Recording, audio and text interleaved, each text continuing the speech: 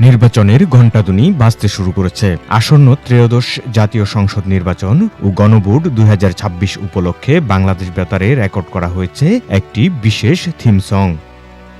ত্রয়োদশ নির্বাচনের ঘণ্টাধ্বনি বাজলো আবার, নতুন রূপে ভোটের মাঠও সবার জন্য সাজলো আবার। এই শিরোনামেই তৈরি হয়েছে নির্বাচন উপলক্ষে বিশেষ এই গানটি। গানটির কথায় উঠে এসেছে ভোটের শক্তি, জনগণের অধিকার এবং সত্য ন্যায় প্রতিষ্ঠার আহ্বান। পাশাপাশি তুলে ধরা হয়েছে একটি স্বপ্নের বাংলাদেশ বিনির্মাণের প্রত্যয়। গানটির কথা লিখেছেন গীতিকার মহসিন আহমেদ। তার কলমে ভোটের মাধ্যমে মানুষের কণ্ঠস্বর রাষ্ট্রের কেন্দ্রে পৌঁছে দেওয়ার বার্তায় স্পষ্টভাবে প্রতিফলিত হয়েছে।